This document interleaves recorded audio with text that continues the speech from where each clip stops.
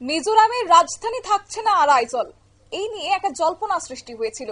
অবশ্য কোন স্টেট শহর এবার কিংবা কোন শহর এবার হতে পারে মিজোরামের রাজধানী, তা নিয়েও কিন্তু একটা প্রশ্ন যথারীতি উঠছিল। তবে যদিও সেই জল্পনার অবসান ঘটিয়ে ইতিমধ্যেই সেই রাজ্য সরকারের পক্ষ থেকে সমস্ত বিষয় নিয়ে স্পষ্টীকরণ দিয়ে দেওয়া হয়েছে। ইতিমধ্যে বলে দেওয়া হয়েছে সেই রাজধানী আর পরিবর্তন হচ্ছে না। সরাচিপি জেলার থেনজলে যাচ্ছে না রাজধানী।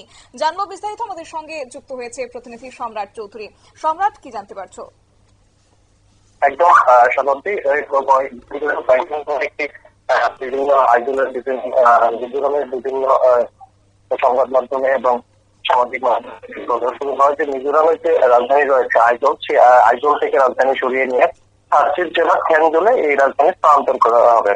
এটি মূলত সৃষ্টি হয়েছে একটি প্রশাসনিক বিভ্রান্তির কারণে এবং আজ মিজোরাম প্রশাসনের পক্ষে একটি বিবৃতি দিয়ে বিজ্ঞপ্তি জারি করে স্পষ্ট করে দেওয়া হয়েছে যে এরা থেনজলে রাজধানী স্থানান্তরের কোনো সম্ভাবনা নেই। মূলত এই থেনজলটি আইজল থেকে কিন্তু 93 কিলোমিটার দূরে সাতক্ষীর জেলায় একটি জেলা সদর। তো ওই 93 কিলোমিটার দূরে শহর সরিয়ে রাজধানী সরিয়ে নেওয়া বললে সেটা দরকার হয়।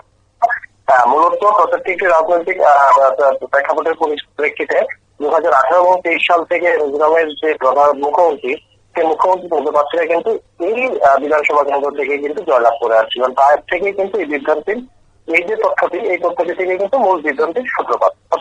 ধন্যবাদ।